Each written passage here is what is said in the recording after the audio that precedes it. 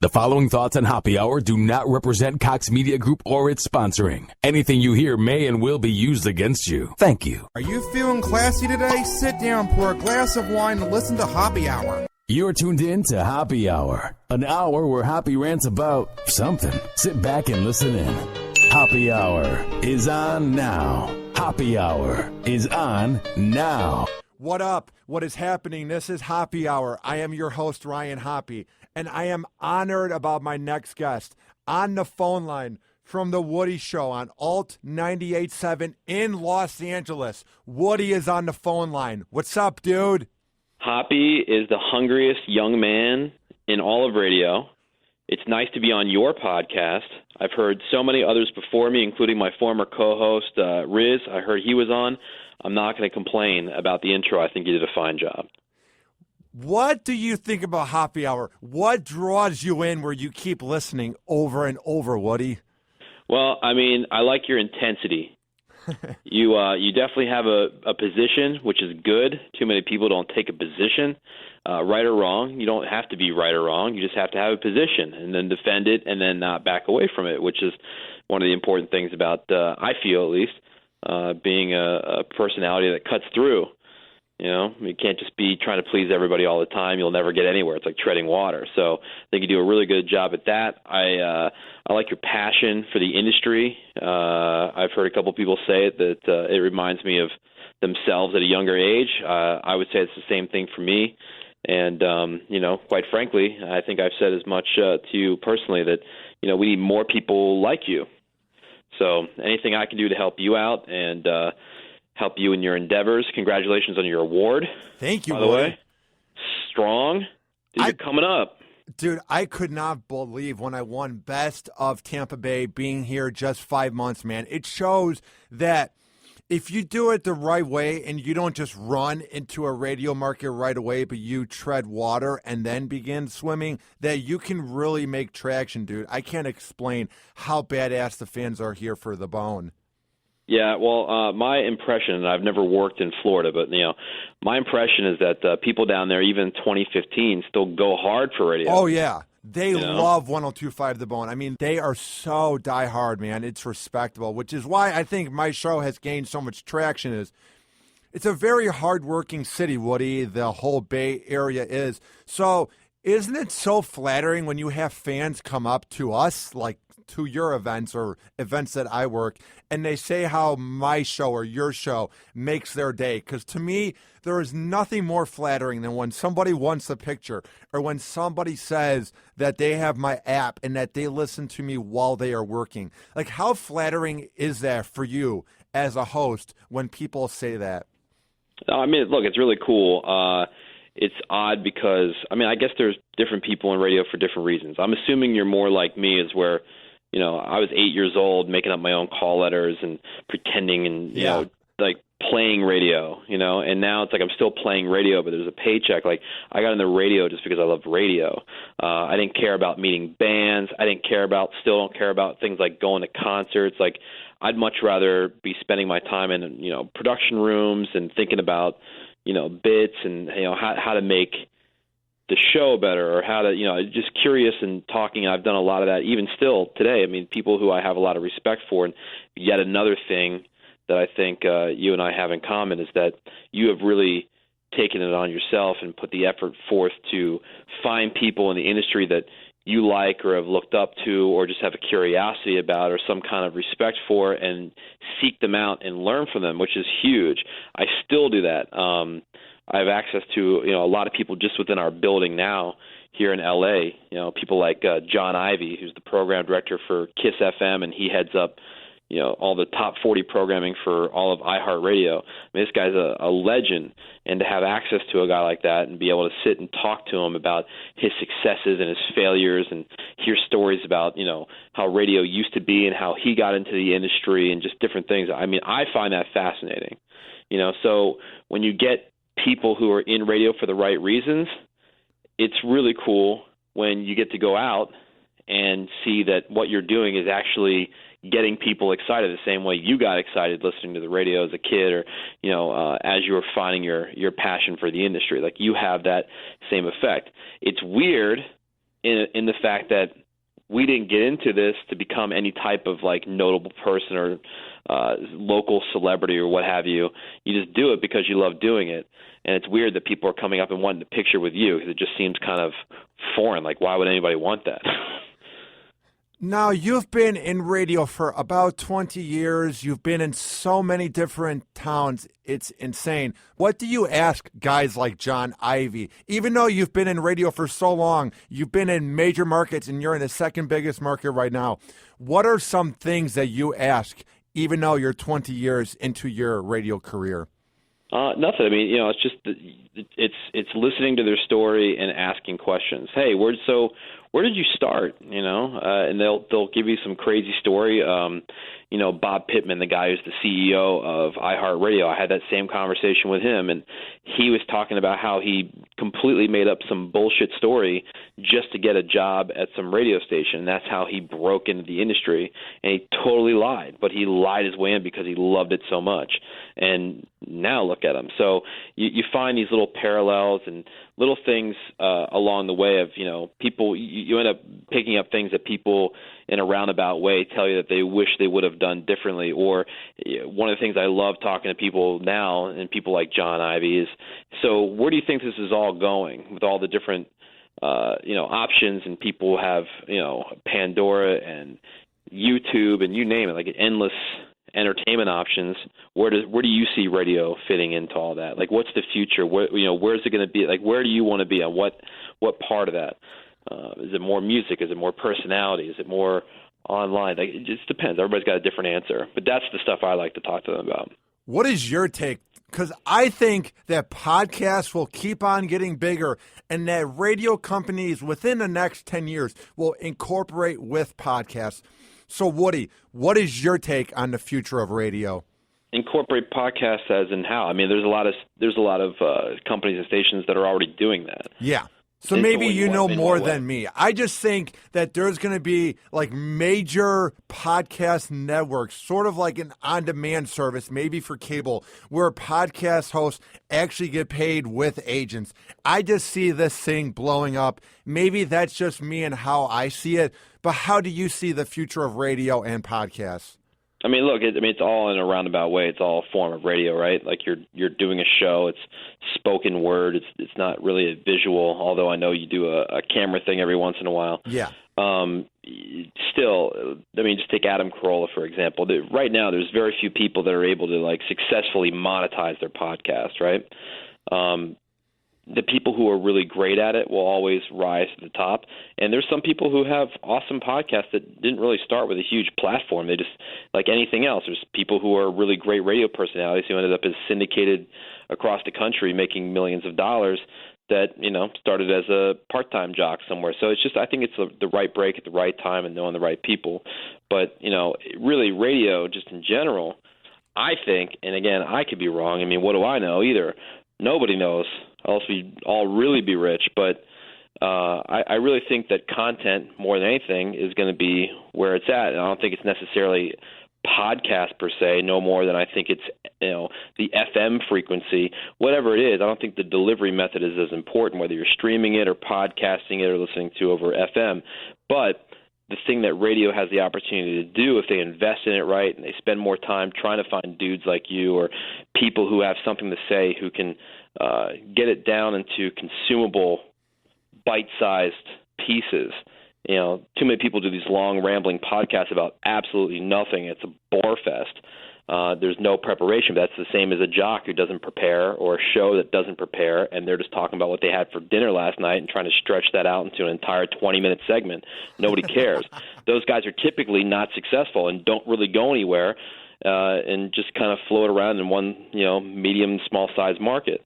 I think really it's all about that content. It's about finding the personalities, the stuff that, you can't just spread across Pandora and YouTube and iTunes and everything else. The same Red Hot Chili Peppers song that one station here plays, you can get it all these places. Somebody like a Howard Stern, a show like Opie and Jim, different shows, those are unique, and you can only get them by going to that particular place. Mark Maron, there's one place to get his content. So I think it's going more that way, where it's about the exclusive content. But should people like me be a bit nervous? Because guys like Howard, Mark Maron, Opie, and Jim, they've had the fan base for 20 years, where back then the whole pussification of America and fake outrage wasn't happening back then. But what do guys like me need to do to fight through it if we want to speak our mind and have a quote-unquote edgy radio show? Because I love doing Happy Hour, but I just see this trend that you talk about all the time, and it sort of woke me up, dude. Every single goddamn day, Woody, someone is offended by something. So how do you see this playing out with shows like me that are coming up trying to speak our mind? I mean, it's always been that way. Howard Stern got fired 1 billion times because people are upset about him saying penis. And, and then, things just kind of evolve.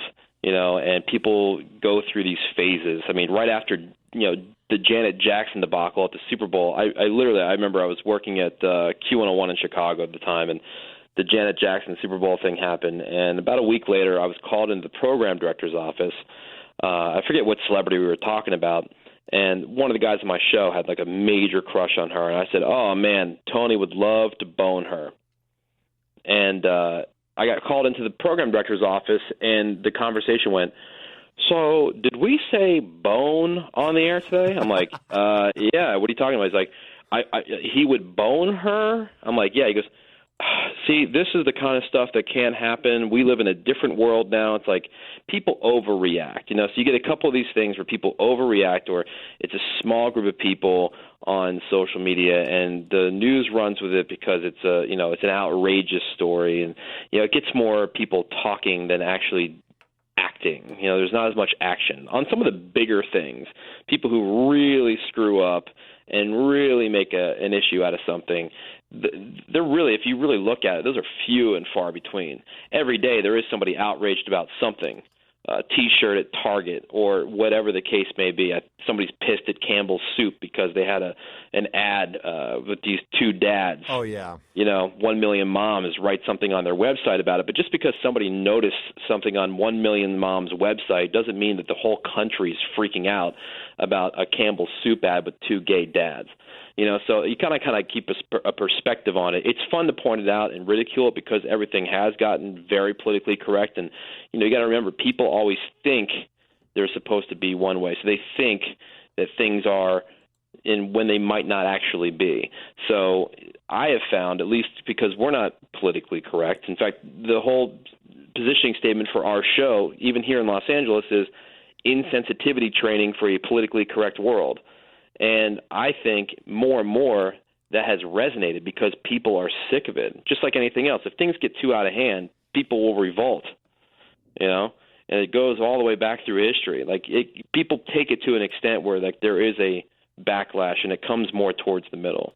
The same way people overreact to something and the pendulum swings the other way, and they're upset about somebody said that you would bone her, and that's like somehow an FCC thing, which it has never been or ever will be. But just hang in, be smart, try to have a take on whatever it is. Yeah, be the guy talking about the headline. Don't be the headline. Don't be the guy making the headline. Be the guy talking about the headline, because then it's edgy, but it's also an opportunity for you to have your opinion on it and stay out of the fire. What do you think of the word shock jock? Because I'm actually surprised that in 2015, bloggers and TV hosts keep going with the word, even though half the time when they use it, they're not even talking about a show that would fall under that category.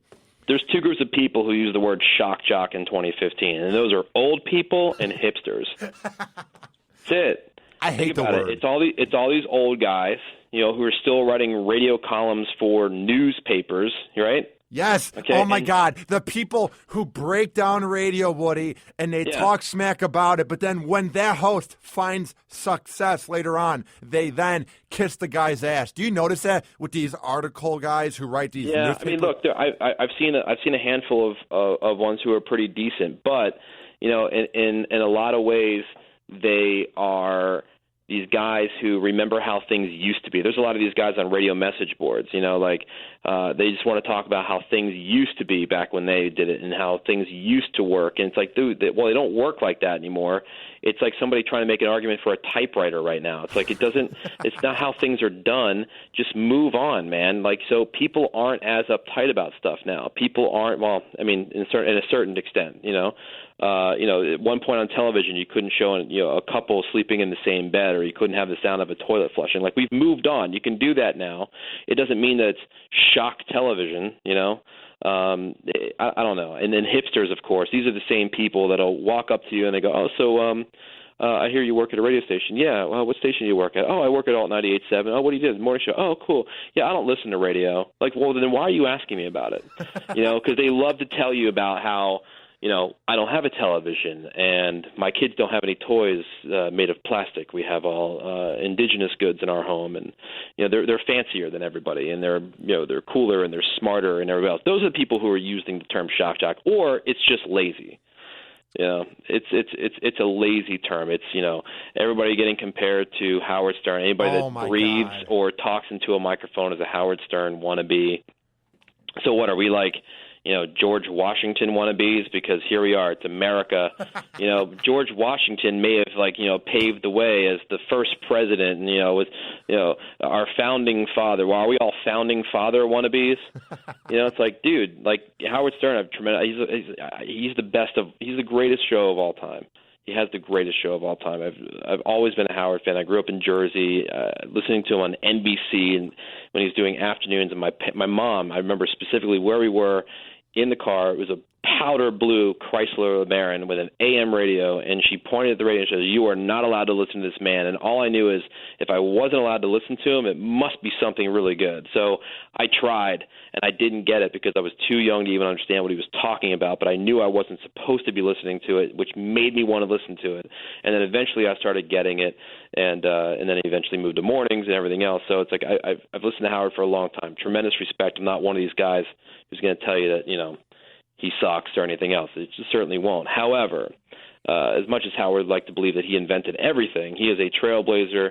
He's responsible for a lot of what we're allowed to do now because he's the person talking about his life and giving real opinions. And, at the same time, he paid a lot of price for that too. So, that's that it's just an annoying term, shock jock. How does it feel to be one of the very few shows when it happened 10 years ago? When Howard left FM radio, you were plugged in to be his replacement on Live 105 in San Francisco. How does it feel, Woody, to be known as one of the very few guys out of all the replacements that they had to successfully replace the one and only king of all media? Well, we ended up getting fired, right? You knew that? Yeah. Okay. Well, I mean, actually, it didn't have anything to do with ratings or results or anything like that. It was just a personal beef between me and one of the members of management there. I'll leave it at that. But it was pretty interesting, man, because when we did that and when that opportunity came up, I at that point in my career, I really had no ambition whatsoever to ever even do mornings. I was happy doing afternoons. We're doing afternoons at Q101 in Chicago. And Howard's leaving. Everybody's looking for these shows, and that opportunity came up. So, everybody was so desperate that I think the offers were much more generous than they would be, today in a similar situation. But honestly, it's what got me to go. It's San Francisco. It was a big opportunity, a station that I admired. But it was an interesting situation, man. Just because you come in after Howard. You come in after any legendary personality in the market, people immediately hate you because you're not the guy that you're replacing. Even though Howard wasn't fired, he was taking another job for $500 million with another company. You come in and it really is just like smoldering ashes, and you have to try to start to build something new in a market that you don't have any equity. But at the same time, that kind of stuff has always been exciting to me. I like challenges. It's the reason I'm in this job here and not still back in St. Louis. I had no reason to leave St. Louis, but this presented a really interesting challenge. So to come in and build a show, I think was the right move, because the crew that I had in San Francisco was by far, I think, the best crew, the best staff I've had, and which is one of the reasons that pretty much, with the exception of one person, I was able to recreate here in Los Angeles. What is it about your crew that you had in San Francisco how did they gel so well? What was it about the show that made it so magical? We get a lot of compliments, and we see a lot of stuff in like perceptual research and things that the radio station gets about the chemistry of the show, the chemistry amongst the people on the show. I was very lucky in that when I started doing a show, I was a jock by myself for a long time, and made it to K-Rock in New York, and I was doing late nights at K-Rock in New York. And I quite frankly, I got bored, which sounds crazy, like, being on the air in New York City and working at this cool station. And, Howard, speaking of Howard is doing a show from that station, so I got to see Howard and his crew on a regular basis. It was pretty wild, but at the same time, I'd been on the air as a jock for a while and wanted to do something different. Just as I was having these thoughts, my old program director, who's still the program director at the Point in St. Louis, had called me and was like, "Bro, I know you're in New York. Any chance at all that you'd be interested in coming back and doing afternoons?" And I'm like, "It's funny you said that." I said, "Well, I was thinking about, I'd like to try and maybe do a show with somebody." He goes, "Done. Hire whoever you want." I said, "Really?" He goes, "Yep." He goes, "Shoot me a number about what you're looking for. Tell me, what your thoughts are about you, but we'll get it done." I'm like, "All right, let me think about that." And I did. And they thought I was crazy. I remember going into my program director there at the time, a guy named Steve Kingston, and he's like, you're leaving New York City to go back to St. Louis." I said, "Yep." "Why?" I'm like, "I just want to try doing a show." In hindsight, it turned out to be the best thing. I would never be in the position that I'm in now. I would have never done the things that I've done since then. And, not that it would have been bad, but this is just a completely different world and a completely different set of opportunities. So the first thing I did was hire this guy who I was already friends with, who had been an intern back at the radio station. And he and I did the show together, and we killed. Like, the numbers in afternoons were huge. Then we ended up in Chicago. They wanted to add a female to the mix. They thought it was too male. Wanted a female perspective. So Ravi, who's still on my show, I've known her since I was 17. We worked at radio stations together before, already really good friends. I knew she would gel with Tony. I knew how the mix of personalities would be. We're very different, but there's enough of a commonality that it makes sense and everybody will get along. So I brought her in, and that was a great mix. And then we went to San Francisco. We were looking to hire a producer for the show, and the guy who was running the board for the Howard Stern show and doing the local news and traffic, this guy Greg, the program director at the time, said, "Well, I know you're going to hire somebody for your producer. Why don't you just talk to Greg, just see if you like him, and, even in the meantime, we can work with him until you find somebody you like." Had one lunch with Greg, and I knew he'd be perfect. I knew he'd get along with Ravi. I knew he'd get along with Tony, so I introduced them, brought him out. We had a little happy hour, had the best time, and he joined the show. And then met Menace, who's on my show now as well. He was a board op at another radio station down the hall within CBS, Free FM. Remember that? He was the overnight board op, and he would come to me and say, "Hey, I listened to your show. I really like the show. I have all these ideas." This little crazy, like gangster-looking kid with his hat on sideways and real baggy pants and blood, and I had this idea, dog, and I'm like, "Oh, okay." And so I'm like, "Who is this kid?" And so I had him do a couple projects for me, and a couple things that he did went over really well, and got the attention of some other people in the company, and they said, "Well, why don't you bring him on full time?" So we brought him on full time. So myself, Ravi, Greg, and Menace, we're all still together. They're all part of my show here in Los Angeles. And it was, that's why it works, because I was able to pick and choose, as opposed to what is normally how it's done in radio, which is an arranged marriage. Like, hey, you're going to work with this person, and you guys are going to pretend like you're best friends on the air, and you're going to have a great time, and go for it. Here you go. You start tomorrow. And it takes a while, just like anything else. It takes a while to get to know people, And now when you bring in all these new names to make a show in a major market like San Francisco, what were some of the things that you did to make it work? I mean, you got to figure out every market's different, obviously. But you always try to find, at least I do, being on an alternative rock station is a very small niche, right? So I try to cast a much wider net. We talk about much more mainstream things, or just things that are relatable, that kind of appeal to everybody. Relationship stuff always works, but not doing it from like a tacky, let's have a singles meetup and mixer type stuff. Just more like, did you ever get in the most ridiculous argument with your significant other? Just a stupid conversation and sharing your life, but then doing it in a relatable way and letting people know and doing that character development, letting people know that you're a real person and that you're talking in a way that is real and authentic. Like authenticity is, I think, the biggest currency right now. Like that seems to get you further than anything. It's just authenticity. They don't have to agree with you. They don't have to like your opinion, but if you're at least being real, like you're not just trying to have a raw opinion just for the sake of sounding edgy or being different or just trying to be politically incorrect. Like you really believe and have a passion for what you're saying. That stuff works too. And getting people to know you with that character development, those type of things, that really works.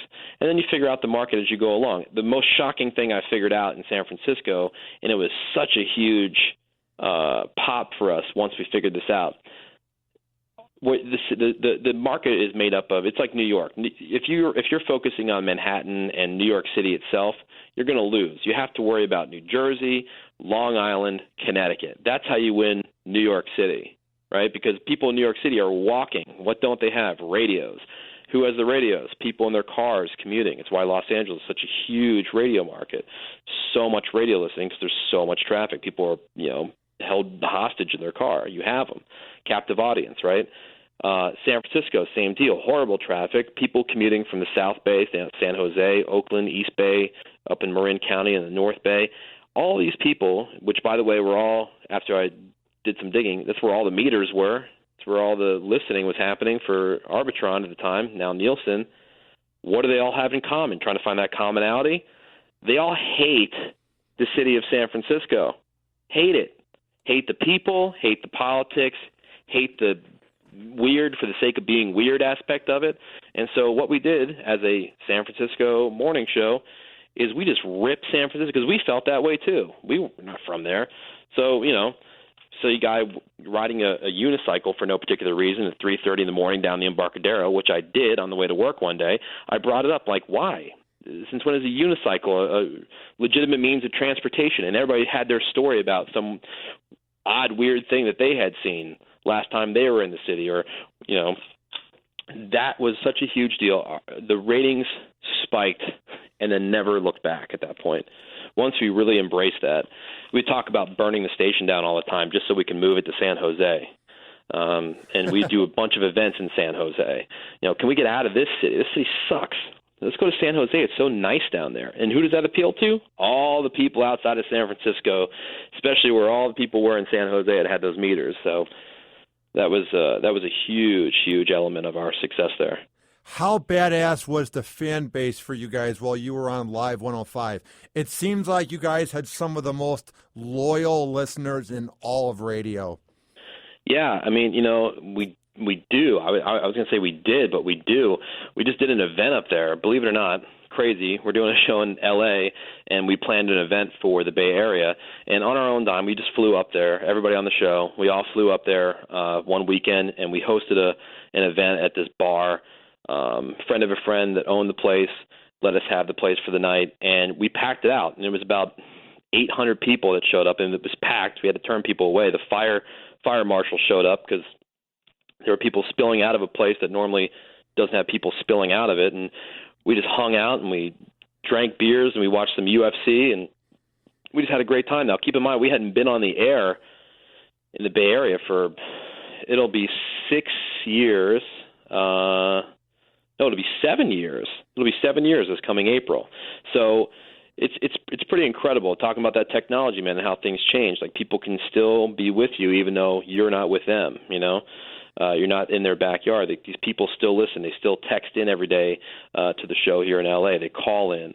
So yeah, they're extremely loyal, and that's one of the things that I always admired about shows like Howard, Opie, and Anthony. You get the fans of these shows, and these guys go hard.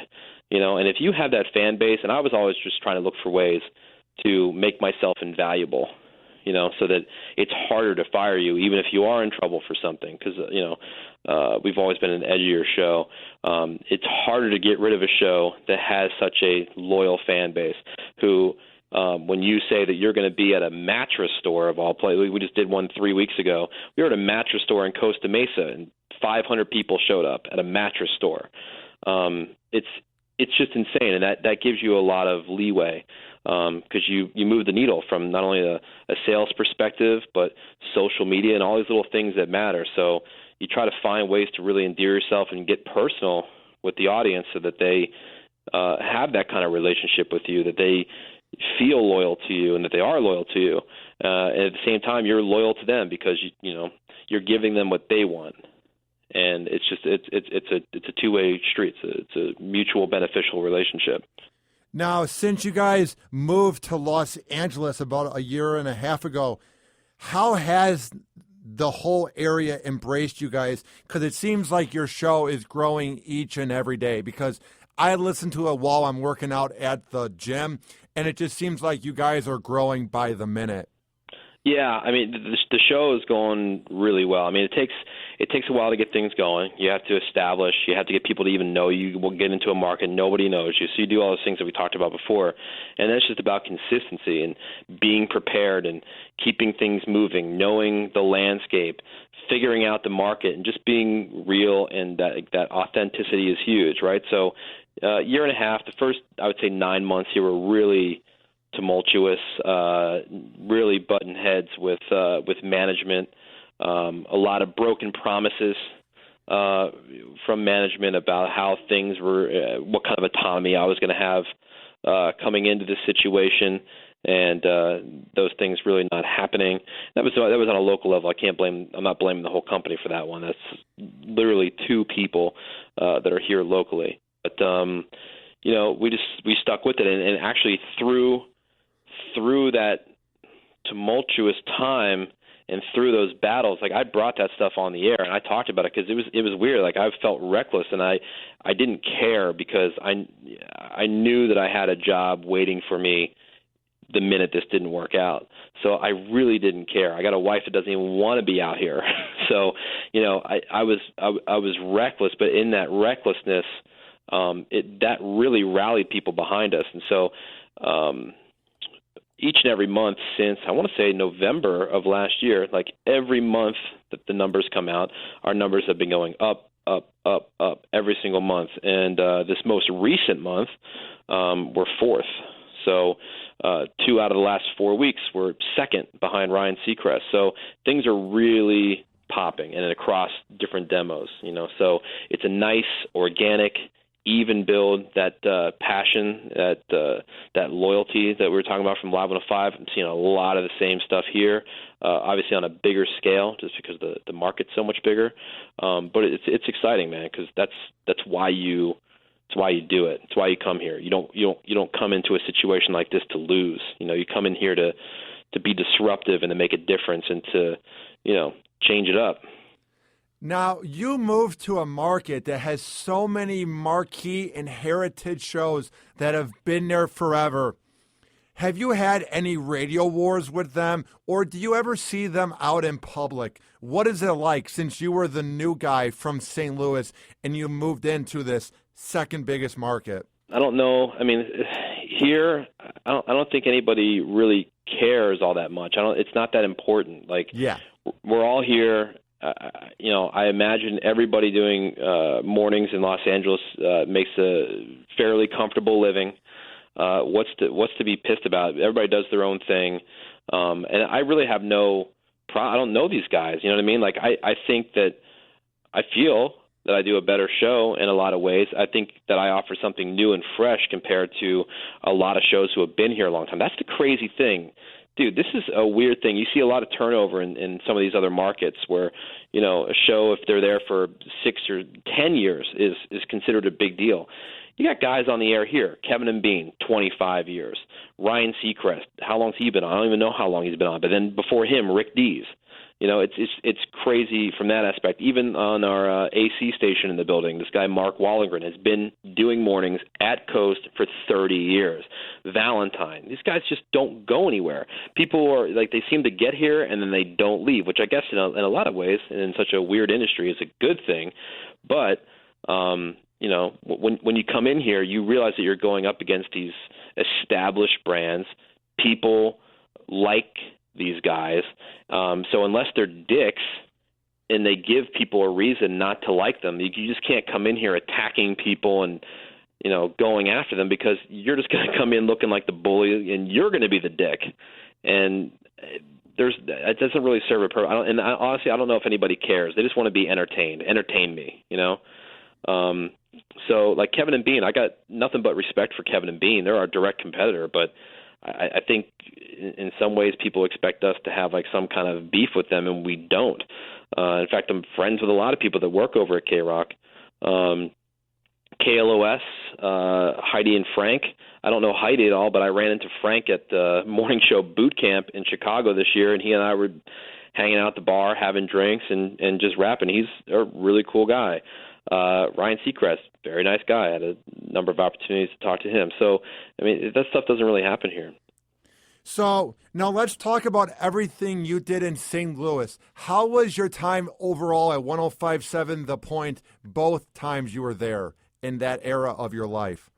It's great. Emmis, who owns the station, is a great company. I got nothing but love for St. Louis. I think it's a great place. I think it gets a lot of negative attention for obvious reasons, especially recently. But look, I'm a fan of any place where you can buy a house essentially for $1, and it's cheap to live, and it has really a lot of options. There's great restaurants. They have professional sports teams. Like, there's enough going on for a guy with a couple of young kids and who's married. Like, I don't go clubbing. I don't need a big glitzy glamour city like Los Angeles or Chicago to be happy. So I was perfectly comfortable there. And from a professional standpoint, the Point is such a great radio station. It's a heritage radio station. They've got their game figured out. It's a well-oiled machine, and it's one of the few times in my career where I was brought into a radio station that wasn't in trouble. That's always my thing. I'm always kind of brought into a station that's either brand new, just flipped to a new format, or has been struggling and they're looking to rebuild it. And I'm brought in as like one of those guys, My timing sucks a lot of times. I never really get like the great part of a station. I get to the great station on its way down after it's been great, or I get to a station and help build it, and then some other opportunity comes up that I think is really great, and I go, and then all of a sudden, the station becomes awesome.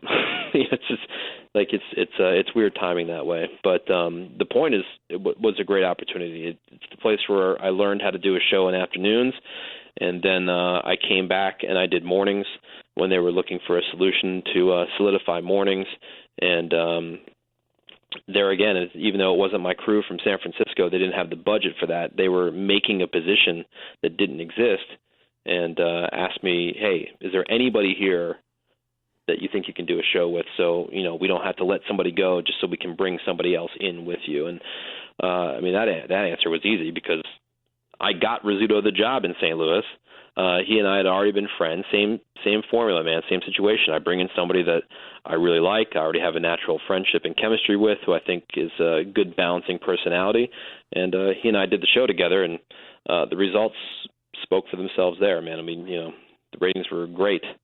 And Riz has done a really good job since I left to come out here.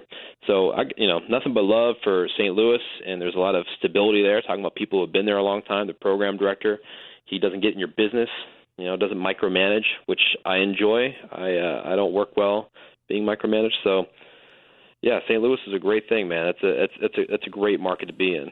What was it about Riz that drew you in immediately? He's just a good guy. You know, he's a nice guy. To me, I always thought it was really funny. Like, he tries to portray himself as this, like, you know, hard-nosed guy from New York, but he's really just kind of this, like, I don't want to say insecure, but he worries about what everybody thinks all the time. Like, is that guy looking at me? What is he thinking? Like, you know, he wants to be liked, which a lot of people do. You know, I'm just so not that way. I don't concern myself much about what anybody else thinks, as long as what they're thinking is based on stuff that's real, you know. If you hear me and you hear an opinion and you don't like me because of that opinion, I can deal with that.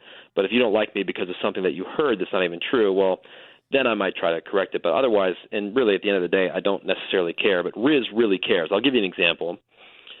This neighbor of his loved keeping his grass, like, just perfectly manicured, really green. Like, this guy spent a lot of time on his lawn. Instead of thinking, man, this guy just really loves working on his lawn and having a nice yard, Riz was convinced that the only reason the guy did it was to make Riz look bad because his lawn sucked.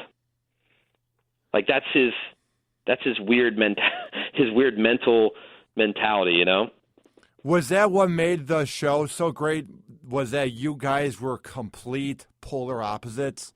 We're not polar opposites. We're polar opposites in that way. We're actually very like-minded. In fact, we had to, like, you know, try to find points even within an agreement. We'd have to try to find one point of contention within that. Like, all right, yes, I agree that's what it is, but I think it's because of this. Well, no, I think it's because of this. Yeah. We both arrived at the same conclusion, but maybe we got there different ways because we're friends. So there's a lot of lot of common interests.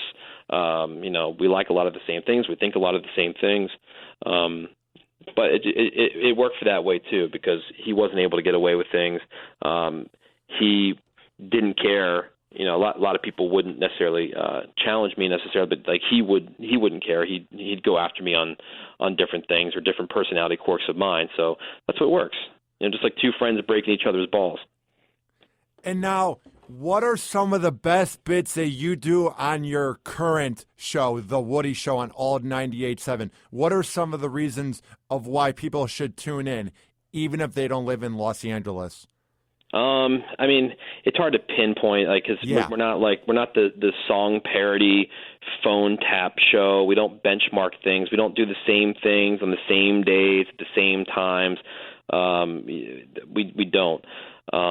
But I mean, really, it's the chemistry. It's just really kind of the sense of humor of the whole thing. It really boils down to what the whole show stands for, which is that insensitivity training for a politically correct world. So we're talking about things that are going on. We try to, kind of Cliff Notes version of all the main topics of the day, sprinkled in with some conversation about some other things, topics and whatnot that we can bring people into and be interactive. We don't do a lot of guests at all. We much rather do a topic of some kind that we can get people texting in and calling in on. But I mean, there are a few things. One in particular is, you know, we're really lucky. I hired a new executive producer in the past year. This guy named Sebastian, and he is amazing on the streets. Like, this guy, he goes out to every freak festival, which there's a number of those around here. I mean, there was a cat lady convention, to the Hello Kitty convention, to the tattoo and body art festival. So there was like a weed festival in San Bernardino a couple weeks ago. He went up to San Francisco for the Folsom Street Fair, and he goes around and he just has a knack for just getting this really great stuff from people. But he goes out every Friday and Saturday night, like, searching for the drunkest people he can find. And it's a really easy concept and a really easy thing, but he just goes out and he asks drunk people trivia questions. You know, we call it the DUIQ, and people really like that game. And it's also fun just to hear the answers that people come up with. That does sound like a lot of fun. Do you ever have a hard time coming up with bits? Like, how do you guys come up with such a great bit like the DUIQ? Like, do you guys sit in a boardroom and think of ideas? Or is it just like the top of the head in the moment on the air, someone comes up with it? You know, usually I end up having some kind of idea when I'm having a conversation about something completely unrelated to the show. Yeah. Or I'm watching television. I'm like, you know, it might be fun. Like, in fact, Riz and I did a game in St. Louis, and it was all based on this one woman that we had on the air, and we had her on the air, and she had like this great voice. Like she had like this total sexy phone operator, sounds like a really cool, fun chick, and everybody's texting in, dude, she sounds hot, give me her number. And everybody knows who's been in radio for more than 5 minutes, the hotter they sound, the hotter they're not, you know? So it's like radio people. Look at us, you know? Yeah, right. Like we may sound awesome to you, but I can guarantee you it'll be a disappointment 9 times out of 10. You know, face for radio kind of thing. So we were kind of explaining that, like how people are always disappointed in what we look based on how we sound. They get this image in their head, or they hear a caller. Like, so we brought this up, and so we did a game. It just popped in my head one day. All right, well, let's do a game. People think they can, you know, judge a book by its cover, so to speak, with their voice. What if we added another element to it where we asked a bunch of other questions? And that's how we started doing the fat chick, skinny chick game, where we get a volunteer. We just ask a woman to volunteer and call in someone who's either like very obviously like rail skinny or somebody who's very obviously heavy, and they automatically get a prize for answering questions. And we just ask them different questions. All right, so if you're going to drink a soda, what kind of soda do you drink, diet or regular? Do you prefer to cook or bake? If you took a exercise class, would you rather take Pilates, yoga, or Zumba? If they say Zumba, it's always fat, by the way. You know, just what kind of job do you have? Are you married? Do you have any kids? And you ask all these different questions, and then the audience is texting in their guesses, and then, you know, everybody's going around the room, and it's this total stereotypical. And there are some people who get mad about it, but you know who loves it more than anybody? Women. Women love that bit. They love it. It's so crazy. It's like you hear about that all the time when you're out and people are talking about the things they love about the show. Women, especially like, you know, 30s, 40s women, not from the decade, like 30 and 40-year-old women, they love it. And so it's just, I don't know. And that's all from Riz and I having this conversation about how crazy thirsty all these like dudes sounded about this caller one day. And, you know, that's how that stuff happens. And now, where do you want to see your show in the next year? Because you guys have come so far the last year and a half. You guys are better than ever. So where do you want to see the Woody Show in the next year? Hard to say. Employed.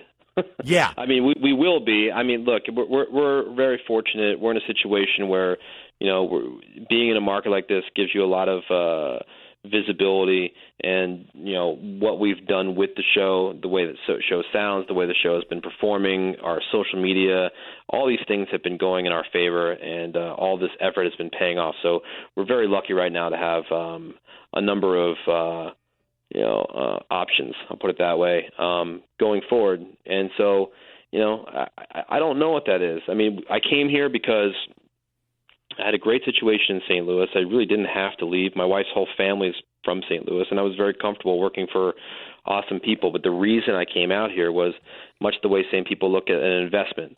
You know, you're doing what you do. You're putting in your time now. You're paying your dues. You're investing because you know by, you know, doing all this that someday it's gonna, you know, it's gonna pay off. Like all these connections and networking that you're doing are going to pay off. You're honing your skill, doing the podcast and trying to get better as a host, right? Yeah. So all these things that you do to eventually have your investment of time and effort pay off, and that's what this was all about.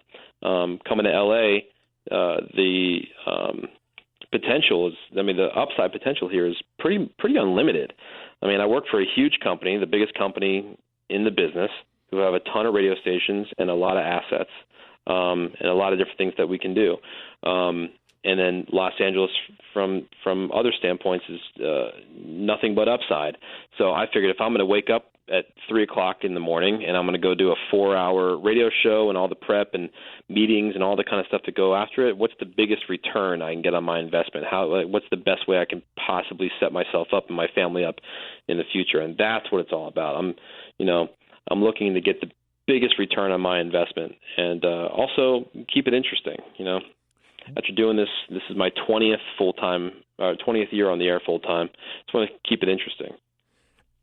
How awesome is it to work for iHeartMedia? What are some of the things that the company has done to support the show? Well, I mean, we have as radio goes, at this point, we have a relatively large staff. We have 6 people that work on the show. Yeah. Everything that I've asked for, I've gotten, be it a new executive producer, be it a studio. They built out a studio exactly how we wanted it. It's good that way. The bad parts about it is it's a really big company that owns, 1,000 radio stations, somewhere close to that. But other than that, I mean, we did some work with the iHeartRadio Music Festival in Vegas this year. We were part of the national broadcast. We hosted a 3-story party condo at the Daytime Village. And so we got to go see exactly what this festival thing was all about. And I got to tell you, man, I don't know who else can pull off something like that in this industry besides nobody else. I was so impressed with the festival and what the company has been doing. iHeart really seems to be a company who's pushing the ball forward on the digital side of things and not just relying on the FM side of things, really branding the iHeartRadio app. Like everybody knows what the iHeartRadio app is, and so I get excited about, the things that they talk about that we can do going forward. And so they've been really supportive in that way too, because, for them, let's face it, they have to put people on all these different stations. So there's a really real opportunity that we're going to end up on a number of other radio stations. So that's something I've not done before. Therein lies another challenge and another part of that puzzle of that return on that investment that I was talking about. Now, was there a famous person that you met at the iHeartMedia Music event? Was there one celebrity that you were so geeked out to meet? No, I mean, I didn't do a lot of that there. Yeah. There was a lot of other programmers and VPs of programming and things like that going on. Although it was weird, I was walking through the backstage area on my way to the broadcast room. I had to go do an interview with one of the bands. And Howie Mandel was back there, and he was talking to people for the Ellen DeGeneres show, and he just kind of stopped me, and all of a sudden, like, I'm on camera with Howie Mandel for the Ellen show, and it was kind of weird. It's just kind of talking about, like, what's going on here? Where am I supposed to go? And, that was kind of interesting. That doesn't happen all the time. But that was fun. I enjoyed that. Did you give him a nice fist pump? No, I tried to. I know he's a germaphobe, so I wanted to see what he was going to do. So I reached out to shake his hand, and of course he didn't return the gesture. So yeah, that's funny. All right, before I let you go, man, where can people find your work online and on the radio? Alt 98.7 in Los Angeles, and then the iHeartRadio app. Of course, we have the Woody Show channel. And then there's the podcast that you can pretty much find anywhere, iTunes, Stitcher, and then social media game on point right now. The Woody Show, pretty much Instagram, Twitter, Snapchat, Facebook, you name it. Well, man, thank you so much for coming on Happy Hour, dude. I've been a big fan for a while, and it's an honor to have you on. You've given me so much advice over the last year, during some down times I've had and during the best times, like right now. So this has been a lot of fun talking to you for the past hour, Woody. Yeah, well, I'm rooting forward. I'm rooting for it. I'm rooting for you and looking forward to see what you do, man. Because, like I said, I think we need more people who are interested in radio and who have the passion and that hunger to do something with it the way that you do, man. So I'm happy that you landed on your feet after Cleveland, and I think you're actually in a really good place, man. I mean, for what you want to do, I think you're at a really great station. You got some good people doing some good shows there, man. And I see you keep getting pulled in, and that's how you're going to learn stuff. You're going to learn stuff being a part of things with Calta or the afternoon guys, and you'll find your spot, man. Eventually, you're going to find your spot because you definitely have something to say. So I'm happy for you. Well, Woody, thank you again, and keep up the good work out there in Los Angeles. Thanks, man. All right, thanks, Woody. All right, talk to you later. Thanks, dude. All right, man. And that was Woody from The Woody Show on Alt 98.7 in Los Angeles as he called into Happy Hour to talk about his career. There are a lot of shows in radio that I like. I listen to a lot of radio when I'm at the gym, when I'm driving around delivering pizzas, or when I'm at home bored and I don't have the focus or the energy to watch a show like Boardwalk Empire. So I often listen to podcasts. And what I like about Woody is they're edgy, they're outspoken, but they don't force it, and they don't rely on being bullies and exploitation to bring out material. So to have Woody on Happy Hour was an absolute honor. It's a show I listen to whenever I'm up because they're 3 hours behind because they're on Pacific time, and I'm here on the East Coast. So I'm always a fan of what he does for The Woody Show on Alt 98.7 in Los Angeles. This has been Happy Hour. I am your host, Ryan Hoppe, saying peace out. Happy Hour. Happy Hour. This is an official broadcast of Hoppe Radio. For more info, check out hopperadio.com and hoppesworld.com.